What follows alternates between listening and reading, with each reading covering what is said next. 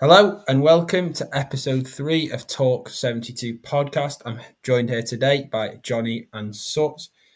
We've got a few topics today. We've got obviously the big news of the EFL fixture release along with the Carabao Cup release.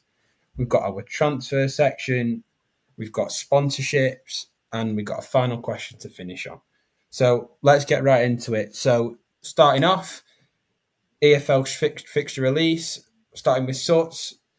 Obviously, I think was it a Sheffield United away start first day?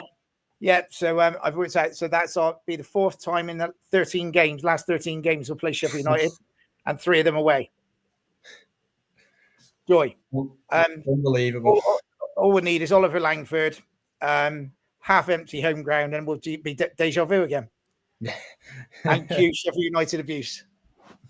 Ideal. And Johnny, with you, opening day?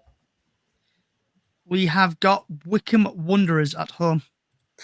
Always a tough one. And we have got, I believe, Northampton at home. So, can be tricky. What about Boxing Day? Start with Suts. If you remember when we spoke on the last one, I predicted this. West Brom away. Not a bad one. Not a bad Boxing Day, not too far away. It's not too bad. I preferred home, but we've obviously got home on New Year's Day, which we'll come to. But yeah, it's not a million miles away. Having said that, it's not a ground that I particularly enjoy going to. Yeah, and obviously me and Johnny, Wigan and Bradford. You know, we've got Bradford away. Johnny's got Wigan at home. Should be quite an interesting game there. I think we'll see how we're both doing. Obviously, there's been some news in and out of both clubs, some big transfers. New Year's Day, who we looking at, Johnny? New Year's Day, we are travelling to sunny Mansfield Town. Very tricky one. They've made it difficult for quite a few teams over the last few years. Suts, New Year's Day? Portsmouth at home. Play at Pompey. Not a bad one. Nope. And finally, final game of the season. Hopefully promotion charge for any of us. Or relegation. Suts, who we got final day? Stoke. Home or away? Home. Stoke at home. Stoke at home, not a bad one. Johnny? Other side of country, away Exeter. Oh, it's a long journey there. Leave as you go past, mate. I'll give you a wave, yeah. And we've got Stevenage away, so a trip to London. Carabao Cup, obviously we've also had today. I believe it's the week commencing the 11th. So, see if you got first round. Well, it's quite amusing. We've got a pre-season friendly away at them, and now they're coming to us in the first round. MK Dons. MK Dons with their money. And Johnny? Blackburn Rovers away. Oh, a very tough one. It's not far, very tough one. Not too far. Yeah, not too far. And I believe we have got... Let's just have a look. All this preparation time. Knowledge is the bomb. Yeah, we've got Notts County at home. So, not a bad one to start off with. So, fixture release out the way. Drop in the comments who your team's got. Finally, to run off the fixtures, one away game that you're looking forward to this season, starting with Suts. I can't tell you pinpoint when it is, but there's 2 actually. My youngest son, who I go away with, is Wrexham for him, but for me it's Charlton, which is Easter Monday, which is Easter decent. Monday. Yeah. Not a bad one. 2. Well, obviously newest to the divisions, but Charlton have been in there recently. But Wrexham, for every team in the Championship, really, especially for the younger audience listening in, a nice one to go to. Yeah, I did it many moons ago, and I had a weekend in Chester, which I think is the plan this time. Obviously, Charlton will be up and back on the train, but yeah. Not bad. Johnny, one away day that you're looking forward to doing? One away game looking forward to. Got it right in front of me. 2 seconds. All this Not preparation time. not Exeter on the last day of the season. January the 24th, Huddersfield away. I'm looking forward to. Big game. Do you reckon a sellout for Yorkshire that one? derby. Yeah, nice little sellout in that one. So, yeah, as I said, drop in the comments, drop on the Twitter post, anything about fixture away that we release. What about you, Luke? Who's your away day you're looking forward to? Oh, I mean, always love a Bolton, solely because we win there always. Obviously, Bradford on Boxing Day, Wimbledon, definitely a nice London trip like that. Cardiff? Wimbledon's obviously one of the nicest ones I'd go for this season. I wanted to try and do Plymouth, but I need to check whether that's a Tuesday night or not because absolutely no chance. I was thinking, Luton, someone that's just come down. However, Tuesday night, we'll wait and see about that one. What game are you not looking forward to? Cardiff's always a good one. We'll miss that one. I know. What about you, Johnny? One that you're not looking forward to? I've got a few. Last one is Exeter on the dreaded. You never know what will happen. Yeah. Then, not looking forward to Peterborough. By all accounts, their weigh-in's a bit crap. I've heard. I don't know how true it is, but I've heard their weigh-in's crap. Yeah, you're on the side on. Yeah. Some difficult ones in all leagues. So moving on now, we've got the big transfer news of the week, starting with a very big one for Bradford City, Stephen Humphreys. Johnny, what is your first opinions on Stephen Humphreys?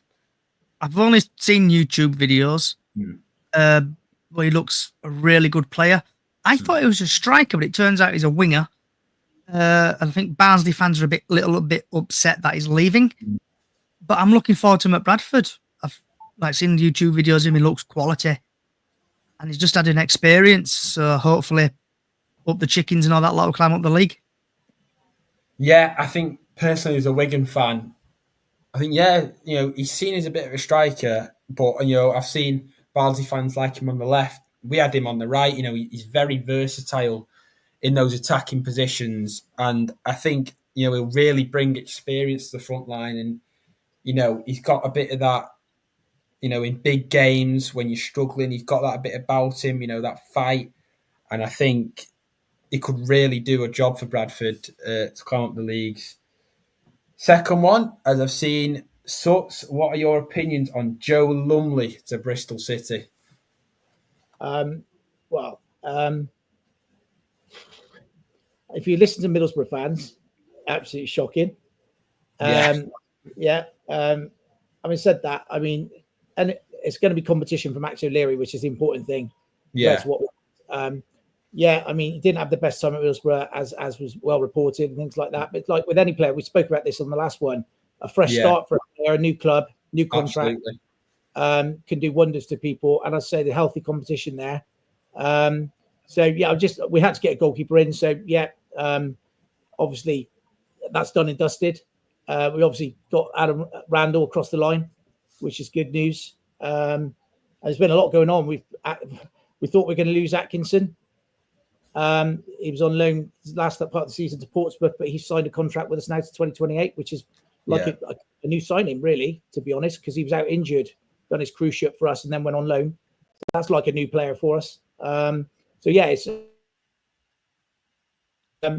with Naki going. Naki Wells is officially leaving us. Lawrence Bray. After 5 years.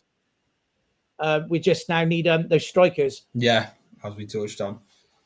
Yeah, and with Wigan, a big incoming of Paul Mullin on loan.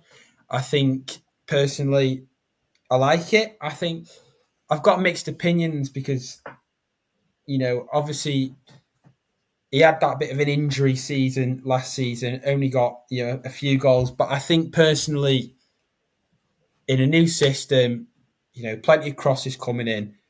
I think he'll suit Ryan Lowe's system. And I think, he'll score a lot of goals. Because I think, even with the stepping up, you don't really lose the sense of finishing, and Next, we'll go for Dara Costello, also for a rumoured 500 grand. Obviously, Johnny, we had that spell at Bradford. What did you get to see in Costello? You were crap. It was rubbish. He couldn't catch COVID. He won't be able to hit a cow's banjo. All them famous sayings. It was shit. And then I've seen it now. Was it Wigan are after him? I don't understand. Signed in for a rumoured between 350 to 500 grand. From Burnley, they'll be laughing their socks off. The cotton socks to be precise. Them silk gold socks they've just bought for that price. They're rubbish. You guys could do better, but it's typically come to Bradford, the crap. They go to a different team and they'll play wonders, but I didn't rate him. I didn't rate him whatsoever. And his agent must be on a hell of a bonus. I can see you're in two minds over that, mate.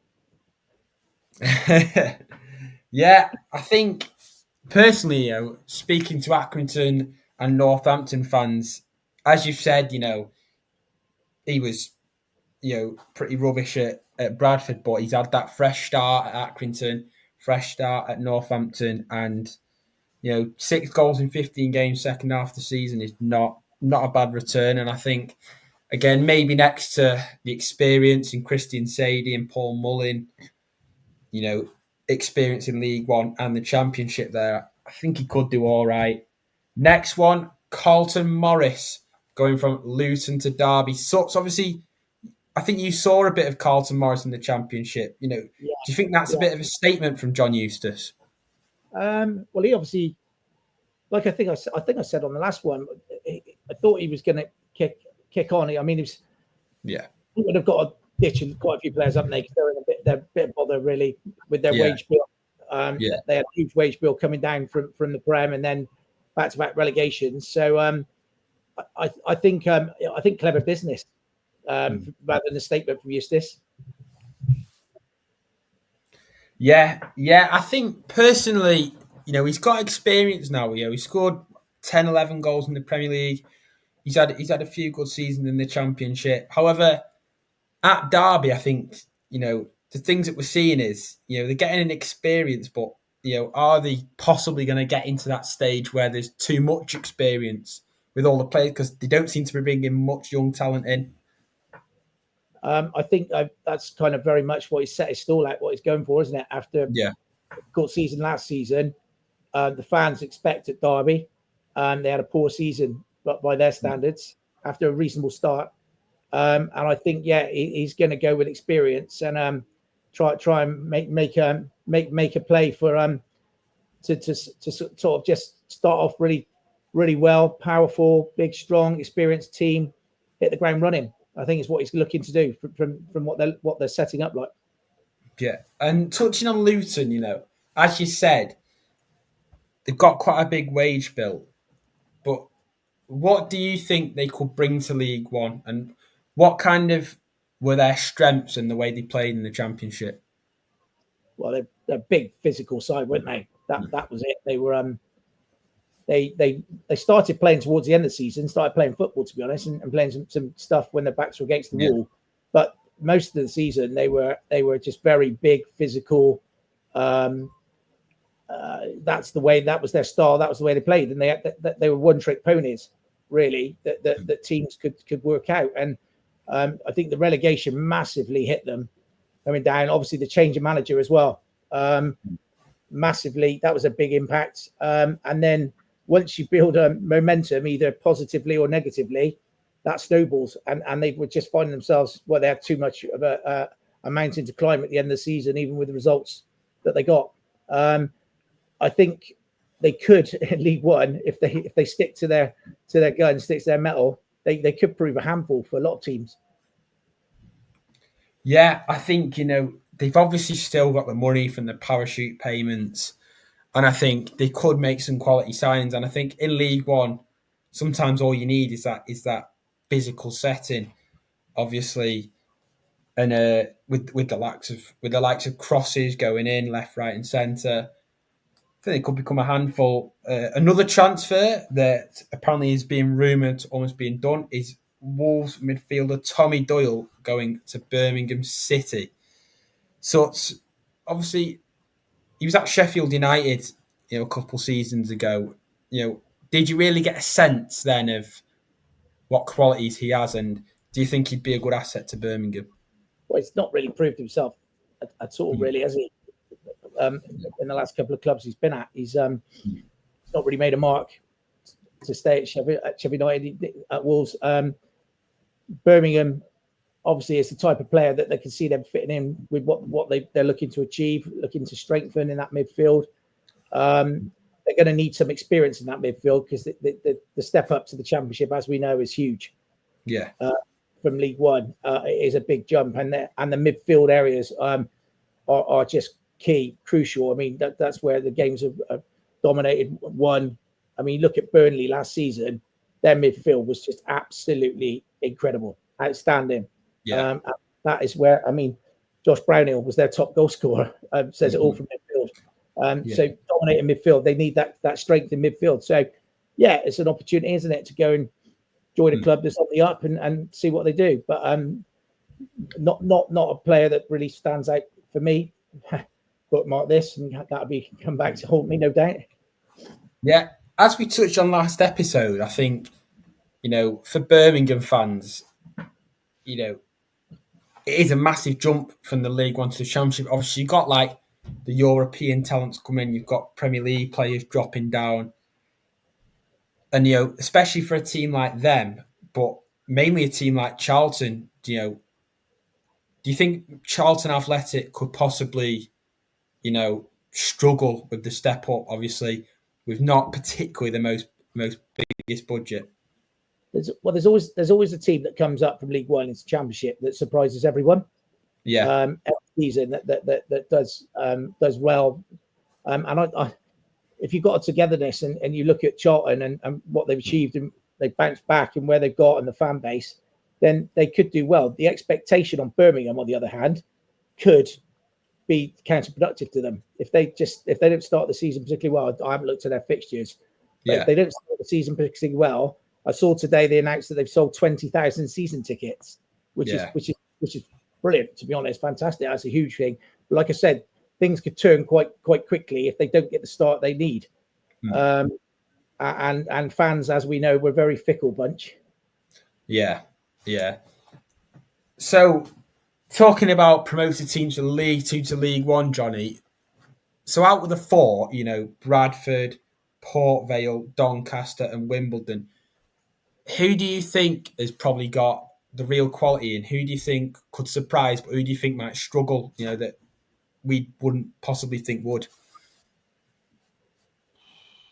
I would probably say Port Vale might struggle. Yeah. I don't know how many players they've brought in, but it looks like the activity's been a bit slow from Port Vale. Same with Wimbledon. I know they've lost, I think, a couple of players. Like obviously Bradford have brought in from there, and the Doncaster obviously coming up as well. They're strengthening, and they're bringing in players. And it's like Bradford, Doncaster. They're spending not spending money, but they're bringing in players. Yeah. So I think their two will be all right. And who were fourth team? Port Vale, Doncaster, Bradford, Wimbledon won it. Yeah, done all four. Yeah. Yeah. So touching on that, I think Bradford have got a real basis for a team now. With a few more good additions, maybe a low move here and there. How high do you think the ceiling could be for Bradford this season if they, really hit the ground running in League One? So I went to the fans forum, I think it was last week, and the owner, I think, wants to get out because when he first came, there were two. Yeah. There were Roop and then the other German dude, can't remember his name, he was that relevant. When they started, we were in League One and obviously got relegated to League Two.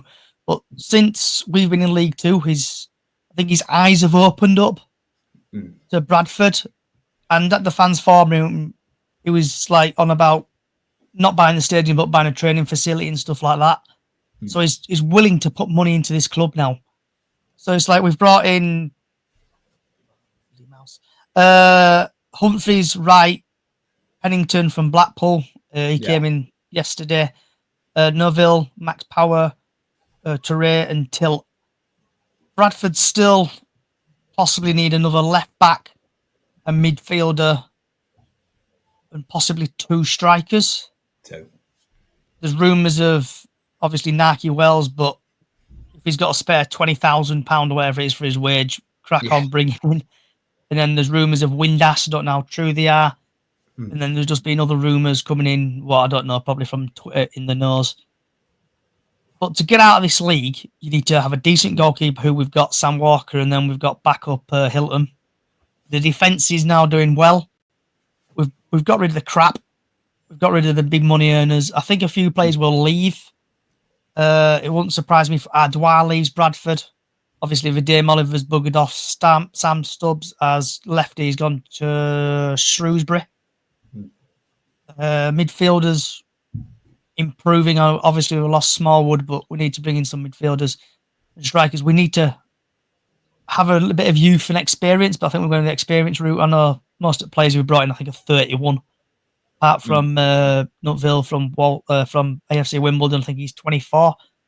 So we are getting experience, we are getting players, and I think if everything clicks, we will dominate this league and hopefully back-to-back promotion. But knowing our luck, we'll probably get finished 10th or something like that. Yeah, I think the basis is definitely there.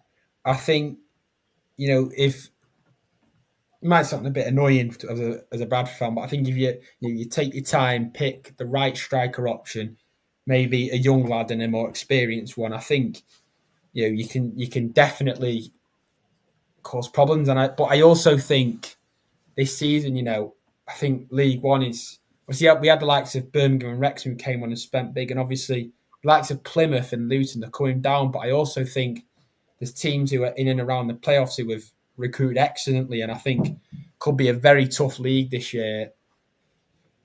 So if you kind of thought about now, whereabouts would you be happy with, with the finish? Maybe in and outside the playoffs or pushing maybe with a good start. Head saying first or second, heart saying playoffs. I just hope miracles happen because Bradford, I know we get the piss taken out of us saying we're attendance FC and all that lot. But we are a big club, and a big club deserves to be like in the Championship. And if everything goes to plan, if the football gods look down on us, we will do well, and hopefully, last podcast of the season, we'll be promoted. Exactly. If that were the case, mate, we'd be in the Prem. You never know. You might be Premier League this year, next season. You never know. Miracles do happen. Window. You just need to spend some money. Moving on, obviously, we had a rumour here and there of a potential Saudi takeover at Bristol City. Obviously, the rumours might have calmed down a bit. Would you be totally against that? I think I'd take it all with a pinch of salt. So this guy has been linked with half the Championship so far, hasn't he? Yeah. Southampton, Millwall, and then the latest was us. If rumours are to believe, Simon Jordan's been advising him and advised him to go for Southampton, I think it was. But then he's keen on for a team in the Southwest, which I think, where does that come from? This is just, I think it was one reporter in the Sun, and I'll take it all with a pinch of salt at the moment, to be honest. And also, it's rumoured to believe that he was only interested in Bristol City, whereas I know the Lansdowns have got the Bristol Sport conglomerate with the Bristol Bears rugby, the basketball, the whole shebang. And if they were looking to sell, would want to sell the whole Bristol Sport in its entirety, and not just separate. But who knows? You never know. I don't know. I kind of read it, smirked, moved on, not taking it too seriously. Yeah, as we touched on the last podcast, touched on the problems with Sheffield Wednesday, do you feel like, these owners and the rumours, do you feel like, they're starting to possibly cause a bit of a problem, as obviously with the multiple clubs coming into this transfer environment because the owner's paying the wages. Do you think the EFL kind of needs to take a closer look at who's coming through the doors? We said that last time, that the due diligence needs to massively be ramped up in the Championship, because in the Premier League, you just wouldn't get a foot in the door. Some of these people, so they are now looking down into the Championship and League One to see if they can get their foot in to do something. I mean, a lot of Bristol City fans moan about Lansdowne, but I'm not one of them. They're passionate Bristol City fans, have been their whole lives. He's put a lot of money, a lot of dedication into the club. He would never do anything to the detriment of the club to see it sort of be put at risk. You've got a Saudi bloke coming in who allegedly reported net worth is similar to Lansdowne. Yeah, not got mega bucks more or anything like that. So what is he going to bring that we've got already? And like you say, what is his ambition if he were serious? What is his plans? What is his longevity? What if something goes wrong in Saudi and is in boxing empire, and where he's involved with that? And then we're left up shit creek without paddle, like Sheffield Wednesday and others have been. And for me, I absolutely no, thank you. But like I say, the onus falls on the powers that be to get their act together and do some proper due diligence and proper legal work on these people that are taking these clubs over, because these are cowboys. Some of them are cowboys, just ruining clubs. Yeah, and following on from that, Johnny, as sorts moved on there, with the assets, ruining the clubs, especially with the likes of these owners possibly coming down to League One. What are your opinions on how the EFL are looking at these owners and them coming in and soon money's gone? With like Sheffield and stuff like that, Sheffield Wednesday, like Bolton, Portsmouth. Yeah. Like we touched on the other day, there's documentaries out there where ownership's coming, like there's the QPR, I think it's like the 5-year plan or whatever it is, and then there's Portsmouth one, I think, on Amazon, like Our Club. Sometimes the EFL need to look at themselves in the mirror, because it's like, how in the hell are these owners passing these tests? It's like, I don't know if I know it's in the EFL now, but it wasn't Leicester. I read somewhere the other day that Leicester's like headquarters or something, where they're coming from in China or wherever it is, it's gone bust. So Leicester could be the next club to go under. But EFL really need to offer support to these clubs. Yeah. Because they make millions from Sky, they make millions from, I don't know, Carabao or whatever it is, cups like that. And they need to look after them, because like it could happen to Wigan. I know Wigan your club Wigan suffered a couple of administrations. Bradford have suffered a couple of administrations. I don't know, is Bristol suffered administrations in the past? Well, famously in 1982, I'm sure our fellow Bristol club, dare I mention that, would mention it. So 82, we nearly went bust. And that's the famous, we got the Ashton Gate 8, that eight players tore up their contracts or reneged on their contracts so the club could carry on. So that's the closest we've come since then. We've had various chairmen come in, and when we were perhaps in League One and not so much the Championship. I mean, we've had a steady reign under Lansdowne for over a decade, and we're very much on a steady thing. And a lot of the younger fans, like younger Bristol City fans, won't remember the crap that we went through as a club and other clubs are going through. And it's careful what you wish for, as I think I said on the last podcast. You're not going to have a Man City type situation where you've got billion, multi billionaires coming in, and it seems like these businessmen, a lot of them are coming in from across the pond now, from America and in the Middle East, Saudi. They're tinkering. They see it as their new toy. It's something that everyone else has got. So I need a football club. It's a bit of it seems a bit like that to me. It's not. Where's the passion to? Where's the reason and rationale to buy a football club in the Championship and put money? What are you going to bring to it? And this is where I think that the drilling down from the EFL needs to be with these owners is really drilled down.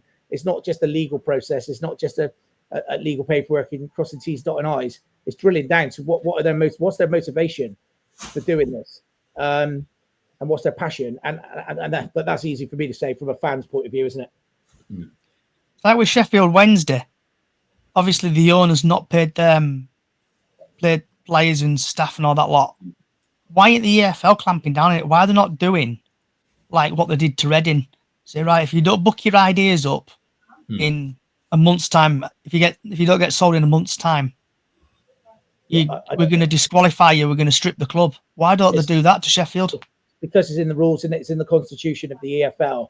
So it's only if a club enters administration, they can then imply penalties and points and things like that. So Sheffield Wednesday aren't in administration yet, from my understanding.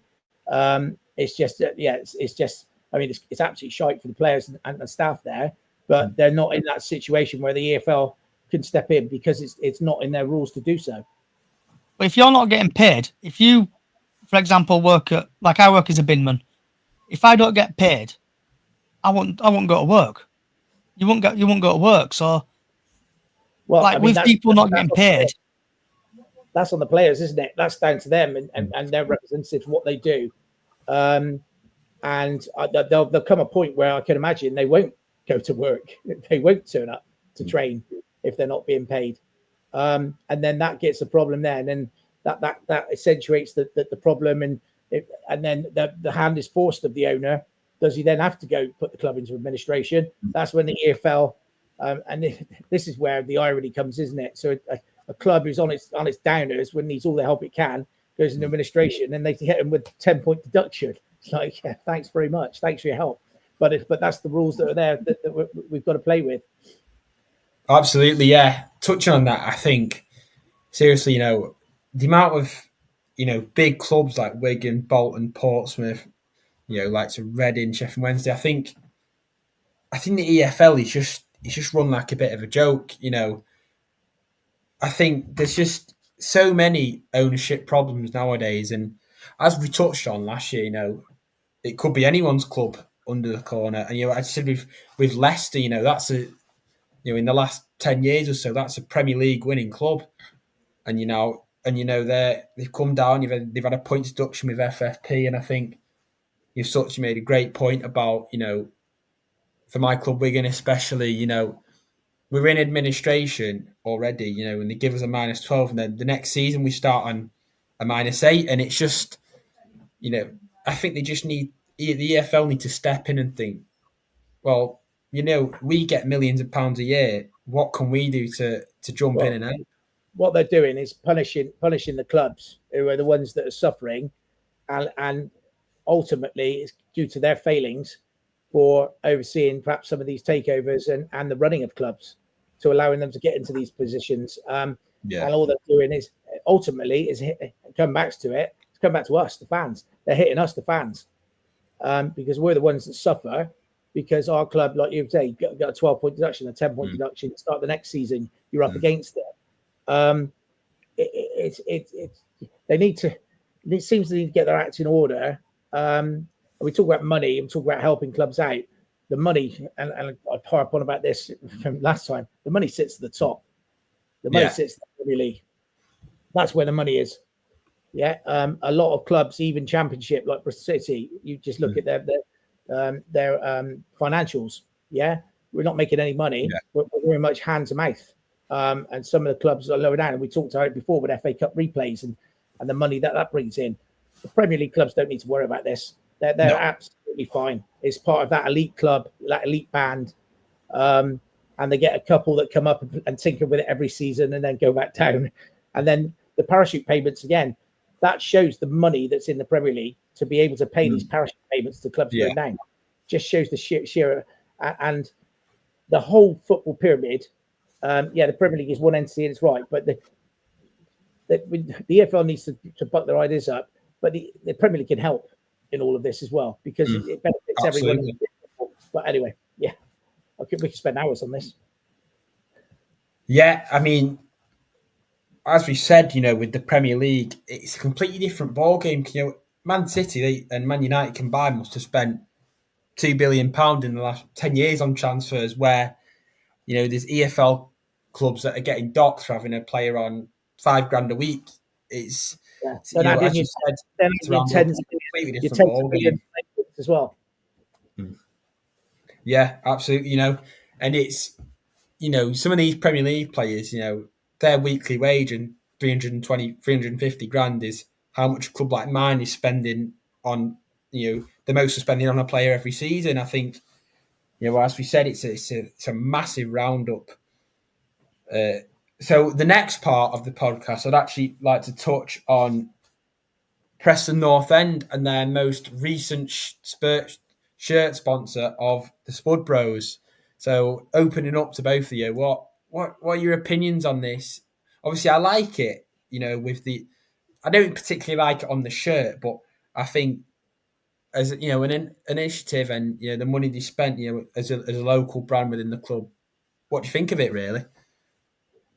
To be honest, if they've got the money there and it's got longevity and they can fulfill it, then I'm all for it. I mean, our shirt sponsor last season went bust. Hublo, which are on here, they went bust.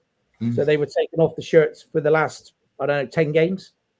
And we had our foundation, our charity foundation put on the shirt. So that was I'm pretty sure that was a 2-year deal that they signed up to. And they couldn't fulfill that. So if Eddie, again, comes back to, I've used the term due diligence a lot. If the due diligence is there by Preston and they've got a sponsor and they're confident they can fulfill their requirements, then go for it.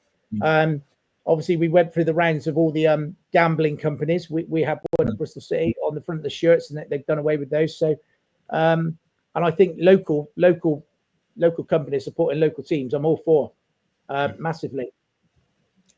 Yeah, especially because we've got the idea of football clubs being for the fans. I think Spud Bros on TikTok, obviously they're massive, and I think as that kind of figure in Preston, I think it really puts a nice spin on.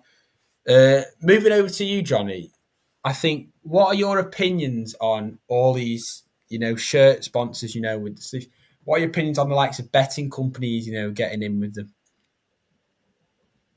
Betting companies should not be on shirts. I don't care. I'm going to go back to, I don't know if you remember, I think it was Huddersfield, when Huddersfield were in the Premier League. Yeah. Paddy Power sponsored them, but then Paddy Power did some dodgy kit. Yeah. With like a green stripe across there. Yeah. With that, it's like... I don't think they are allowed now, though, are they? I don't think gambling companies are allowed on shirt sponsors anymore. I think that's right. But like with is it Spud Bros, you said? Yeah. Who sponsor? It's just a publicity stunt. That, in my opinion, is like, oh look, we've got a shirt sponsor. It's to get probably that Spud company get more followers on TikTok and stuff like that. And it's probably helping them out on TikTok. They're paying the Reddits to Preston, though. That's all that Preston are worried about, isn't it? It's extra money and revenue for them. Because Spud Brothers be paying Preston to get the name on the shirt. It might be £1 million. But that's good. That's good business for Preston, as long as, like I say, it's a company that, like Hublo, doesn't go bust. That's the main thing. That's a bit embarrassing then, because you've got all the fans walking around with, Championship now. I don't know about you guys, but we've got 3 kits. We've got home, away, and a change kit, because of FA rules again, where you can't. Used to be. Do you remember the day we used to be able to mix and match your kits? So you could have like your away kit with your home shorts or something. They don't allow that anymore. You state your kits at the start of the season. That's what you have to wear. Again, that's hitting fans. But then, if you've got fans that have bought, some fans will buy all 3 shirts, and the sponsor goes bust midway through the season. That shirt is pointless. It's nothing, because the players aren't even wearing it anymore. So the important thing is someone can pay up the money and see it through. If the whole point of sponsorship is that company then does well out of it, and they increase their business. So I mean, if it helps Preston and it helps the company, then good on them. So what? How come your sponsor went bust then? Is there any reason, or is it? Company just went into administration. So that you can't then. It's not very good, is it, having a shirt sponsor with a company that's in administration? So literally all the players' kits, it came off, but all the fans' kits is stuck on there.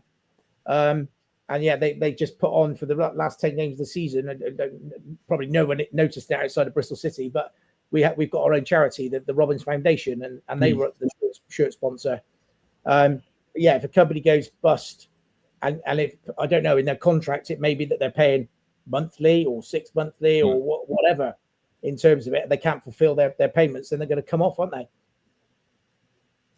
And yeah, also, I think there's no point promoting a company that doesn't exist anymore. Yeah, I think personally, you know, when we used to have the likes of betting sponsors as well, you know, it would cause, you know, the adult sizes to have the shirt sponsor, but obviously, you know, when you get to the children's sizes, you know, it has the likes of a different sponsor, a charity or nothing. And I think, you know, it doesn't feel the same in my opinion. It's a big thing. I mean, it's big business sponsorship, isn't it? Because I mean, I know massive. Bristol City announced yesterday, I think, that they've got a sponsor going on the sleeve. And there's one on the back and there's one on the shorts, and these are big bucks. These are big bucks, particularly with the coverage they get on Sky nowadays, and the amount of fans seeing it. It's big business, this sponsorship. So it's on the clubs to get it right, that they're picking someone that is not going to be linked to something dodgy or something. That's part of it. But equally, that they have got the money behind them to fulfill that sponsorship. Yeah, as we've said, I think, you know, the sponsorship in football nowadays, you know, is ridiculous money. And for the teams, you know, going towards Championship, League One, League Two, I think, you know, it can really, you know, push up these, well, especially in the Championship, you know, with the likes of the FFP rules, you know, I think it really, really helps them. And as you said, you know, if they go bankrupt, it can really affect the money coming into the club, and it can be, you know, a type of thing which they can't rely on in the club. So next part of the podcast, we'd like to touch on the teams coming down from the Premier League, the teams coming down from the Championship, and the teams coming down from League One. So, Suts, firstly, so with the likes of, was it Leicester, Southampton, and who was the other? Oh God, yeah, it's gone. Southampton. Oh my Ipswich. Ipswich. Yeah, there we go. So obviously Leicester with the points deduction, you know, but with the likes of Ipswich and Southampton, how are you feeling about them coming down? Well, don't get started on parachute payments because we've covered that. It's an unfair advantage straight away. You've got some, I mean, Ipswich not so much because they've come up, but Southampton, bit of a yo-yo club there. They've got an unfair advantage straight away, haven't they? With the parachute payments. But as we saw with Luton last season, come down, struggled. It is competitive. I think the Championship gets more competitive every season. It's just how they adapt to it. I mean, if you take an Ipswich, where the euphoria of getting back up to the Premier League, and then obviously the struggles they had. Southampton were just, well, stats speak for themselves, wouldn't it? I mean, they didn't really compete up there. So it's how that affects them when they come back down, and does that have a knock-on effect to them where they were, because losing mentality, they haven't had that winning mentality for a long time, and that's what you saw with Luton coming down. So it's old adage of football. There's no easy game in the Championship.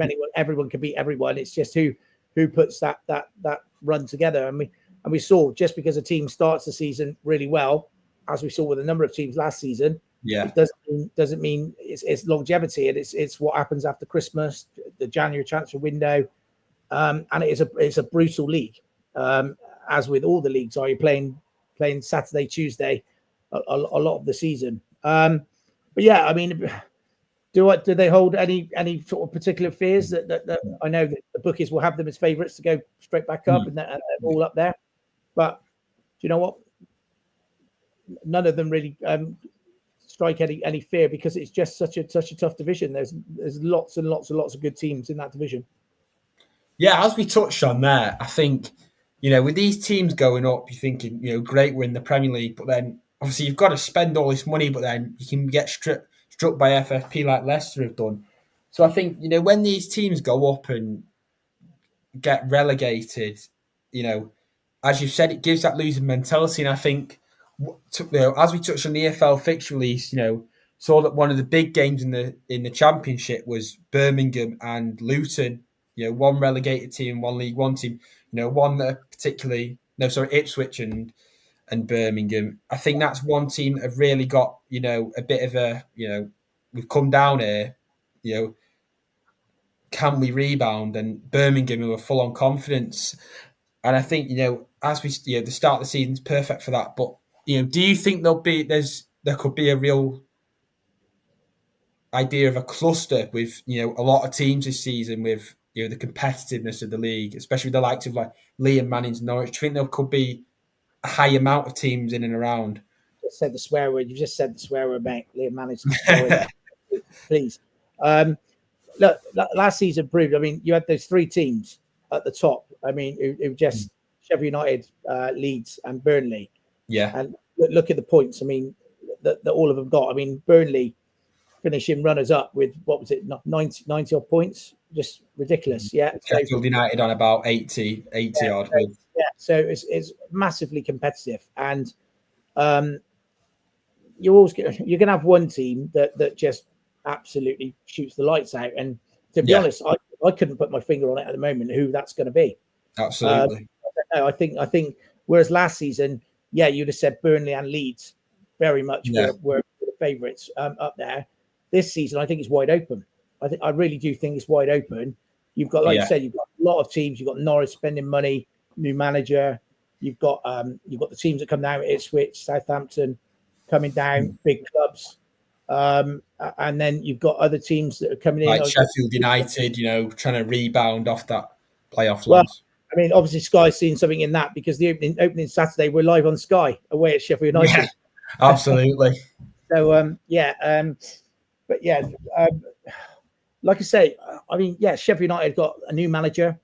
They've got the huge disappointment they had again.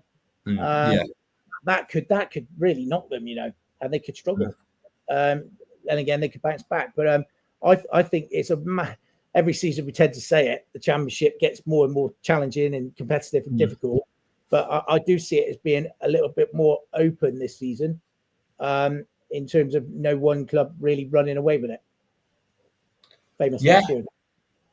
Moving on with Johnny, teams coming down from the Championship. We've got the likes of Plymouth with Tom Cleverley in. We've got Cardiff with their new manager, and we've got Luton, obviously losing Carlton Morris, but having a bit of money.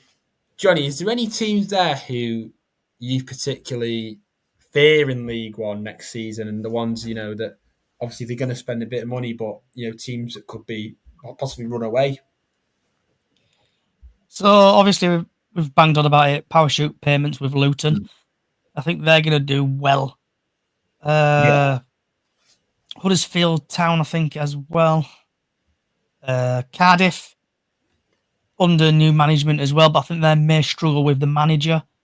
From Rochdale, I think he came from originally, then Man City's youth development. I think we touched on that in the podcast last week. Yeah. And then Plymouth, obviously Tom Cleverley, former Bradford City youth player. It's going to be one of them. It's going to be a really tricky league, I think, this year. Yeah. And just see what happens. It's like end of season, we could be talking about, I don't know, Wigan and Bradford have all gone up all of a sudden. You never know in football. Anything could happen, and anybody can be an underdog and anybody could go up. Yeah, as you said, with the likes of Bradford, that's what with Leyton Orient last season. It was quite a competitive league, but if you get a good manager behind you, you get a good system, a strong team that works together, you can really do well. But I also think this season, you've got the likes of the teams coming down, but also Bolton, Blackpool, Wigan, Bradford. I think there's quite a few good teams there that can really get in the mix of those playoffs. And finally, open it up. So obviously, we got the teams coming down from League One. As we touched on last week, we got MK Dons and Salford City who are planning to spend big. Especially to you, Johnny, is there anything in League Two that you particularly strikes you in the teams that might be able to come up? So from League Two to League One? Yeah. Yeah, it's like there's obviously Doncaster spending money, Bradford are spending money. I think AFC Wimbledon have brought a few players in.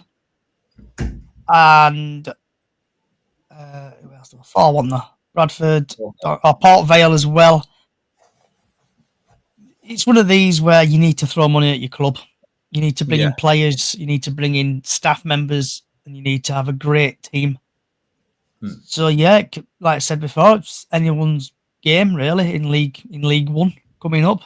Yeah, and also with League Two next season, obviously with the likes of Walsall, completely bottling it. Obviously, is there anyone in League Two now that you feel like, obviously within the promotion, because anyone that you saw that you thought, with a bit more power behind them, could really push on? Salford. Obviously with the money. When we played them, and obviously Mellons scored that fantastic goal to send the away ending to massive limbs. But Salford, they can be a good team. And I know David Beckham and Gary Neville have now taken full control with some American consultant over there. They've basically kicked out Nicky Butt and all them lot, but they're still there in the background. I think Salford are going to be good this year. Rumours were the owner were going to get sacked and Rooney were going to come in. Might happen, but you just same again. League Two, there's like MK Dons throwing money about, but throwing stuff at the wall. Some of it sticks and some of it doesn't. It's like going to MK Dons and stuff like that, where they've got no fans hardly turning up, but they're spending money. Anything can happen. But I think they're going to struggle, MK Dons. I'm calling it now. They're going to struggle, I think, MK Dons. Yeah. Team won't gel. Well, watch them winning the round 1 of the Carabao Cup then. That's the kiss of death to us. Yeah, and I think it could really, obviously in League Two, I think we've seen in the last few years, especially last year, it's very clustered towards the playoffs. You kind of start to get a little bit more of a gap between, the top 4 and the below. But I think, the teams that have come down, I don't think neither have really spent and, or really brought in the right free agents, loan players, recruitment. So I think MK Dons and Salford, it could be their year. So finally, to finish off the podcast, with a bit of reasoning behind it, let's go for, Suts in the Championship and me and Johnny in League One. So starting with you, Suts, what's one team who you think, could surprise you in the promotion mix and one team that could surprise you in the relegation mix? Relegation, Wrexham. I think they're really going to struggle. I think that the step up is after their rise to where their meteoric rise, what they've done, and they're spending, but it's a massive step up. I think they're gonna suffer a little bit. They're gonna struggle. Promotion. Somebody.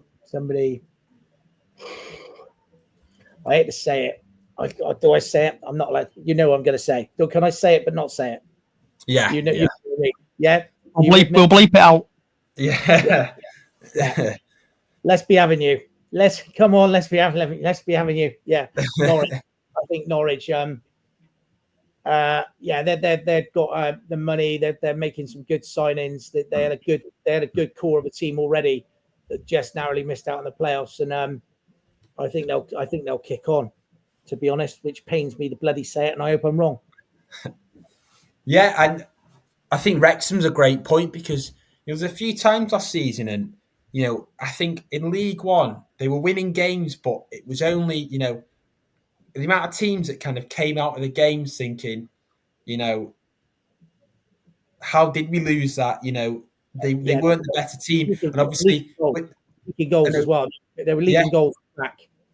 And obviously, you can do that in League One, and you can afford to do that. But as we said previously, the step up to the Championship is absolutely massive. And I think they've got the likes of Ryan Hardy, but they haven't got many players that strike me of that real Championship quality. The step up is absolutely massive. So moving on to you, Johnny, in League One, one team that you think could surprise you in the promotion mix, and one team that could surprise you in the relegation mix. Easy question, this. Leyton Orient, I think, are going to do well in League One. They nearly got to playoffs. They nearly won the playoffs, shall we say. Yeah. So I think they got a good chance. I think did the manager sign a new deal recently? Yeah. And I think Burton are going to struggle under Bradford City's former manager. Whatever his name is off top. I keep forgetting his name. Gary Bowyer. That's it. I think he's not a good manager, and I think he's going to struggle. Yeah, I think definitely. I think he saved them last season, but again, this is going to be such a hard league, and obviously we can't tell. We'll do the question again towards the start of the season, but obviously, I think it really could be difficult for Burton Albion. But I like your point about I'm a big fan of Richie Wellens at Leyton Orient. I think. They proved last season with the loan market. They might go into it again, but I think they proved that, if you get the right players for Richie Wellens' system, the 4-2-3-1, I think he can really thrive. Finally, moving on to my picks. So the promotion mix in League One. I'd like to pick of Blackpool. I think they've done exceptionally well in the free agent market. I think, Steve Bruce, again, I think he's a decent manager, and his system at Blackpool, I watched the game when we played them, and I think they've got the ability, to even when they're down to come back into the games. And I think my relegation mix, like to throw maybe a team like Stevenage in there, because I think obviously first season in League One they had the likes of Steve Evans, and I think it was a physical team, and lots of S-housery in there. I think when that kind of got them through the games, and under Alex Ravel they've had a similar type season, but I think for the third time trying this, I think they will get found out a lot, and I think they will finish off in League One. Can I have a punt? Can I have a punt on League One? Yeah, too hard. It's very hard to predict, but go on then, and we'll have a punt on Championship whilst we're at it. We'll go Luton to win it. Luton to win it. I just think with the money they've still got and that they can spend, I just think that the strength that they'll be too strong. As for going down, I just think Wimbledon are going to struggle. Yeah, I think Wimbledon struggle like hell. They've done brilliant to get to where they are. I just think this is going to be a step too far for them. But Northampton as well, I think will struggle. Yeah. So Johnny, obviously, what about Championship from what you've seen, and hopefully you can possibly see in the future?